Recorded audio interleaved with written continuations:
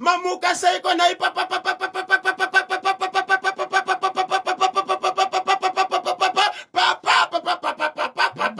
Isabel. Chokwadi muri Zimbabwe. Kungofuta wasangu chira. Chokwadi chiripote chakuti kana makatera muri mukati bekufamba nefenyuro. Muri mukati bekufamba nechimuti. Muri Zimbabwe muri kuzinzura zviri pachena. Nefenyuro iri kufamba nebhora. Vari kufamba nechimuti, vari kuita kutsudzura. Ndati kuita kutenjemura. Hasi ndikade kutarisa panguva ino muri Zimbabwe. Ndiri kufamba zvangu. Ndiri pasi pamvuru wamuzukuru wasekuru. Mwana wekubereka, wekudimba, wekugo. Zimbabwe. Zvandiri kuona pano. Ndiri kuona murume akasimba. Kana ndichita akasimba, ndinoreva kuti akasimba. Chikonzero akasimba. Saka zvakasimba ndinoti akasimba. Wedwe hane dumba. Manga matanga zvakanaka. Saka ndotadza pari. Mazotenderera. Kutenderera ndakagara. Kuzwengerera. Kuzwengerera. Ndirakuzani kana muchereketeka na bvangu. Auseni kuti muri kuona munya. Repa kanyemba boda posi alongside monya. Repa gogwe keda. Muno akatsuka kuti shi. Rikiti vu ayaya hapana chitindo panoda chitindo hapana chitindo Joshua hapana chitindo panoda chitindo hapana chitindo Joshua hapana chitindo panoda chitindo hapana chitindo Joshua rikiti vu ndechipi chiri kupisa nhasi chamakabatira kaZimbabwe. Ichokwadi muri Zimbabwe nyaya ndinayo pazuva ranhasi inyaya inopisa zvinorwadza mukoma Cape yemurume akatenga imba yake ine ma 12 rooms mukati menzvimbo inoshedza kuti zvishavani. Murume ane mari dzake, munhu ane zvinhu zvake, kutaura kuno kwatiri vanhu vatorwa vese arara ipapo. Kana ari murume anorara pamba apa aine mukadzi but ari ega. Kana ari mukadzi anorara aine murume asi asina munhu. Kusanganisira vana veipapo.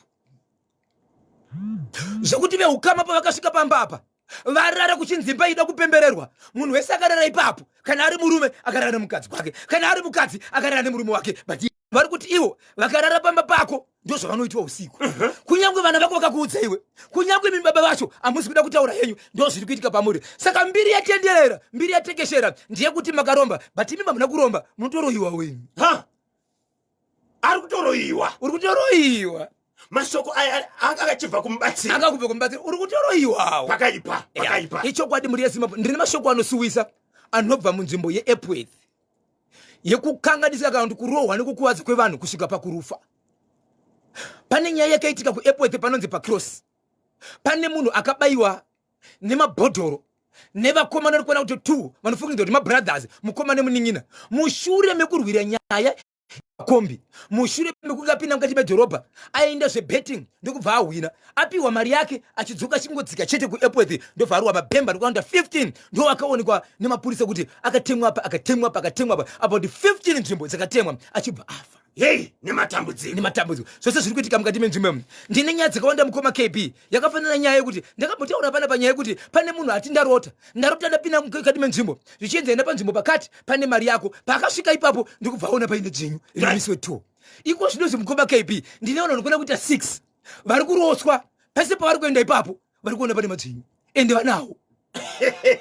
Muchida kunzwa zvakawanda papa Isabel vapindira vari mustudio mushure kamenhau vanobva kavadziposhongora vanenge vachida kukubatai kuti vakupei nyaya pamwe chete nokukumbira kanhamba dzevabatsiri munobatika sei. Ichokwadi muri Zimbabwe vanenge vachida kundibata munondibata zvangu panhamba yangu isina chipomerwa ndati nhamba isingenyadzise. Iyi nhamba inoti iyo 0771 545 025 0771 545 025 imwe inoti 0736263536 0736263536. panhamba yemhuri yeZimbabwe musabhipa, uyezve vanenge vachikumbira nhamba kwandiri musatanga imatora ballpoint nebepa musati mafona, musashandisa kunyora pafoni yatiri kushandisa inokuvadza nzeve dzangu, uyezve musatsvage ballpoint matowe pafoni, ballpoint nebepa before mabata foni. Nhamba idzi adzibhibwe. Ndinotenda pari zvino Zimbabwe nditendere ikati mbopinda kamuchitoro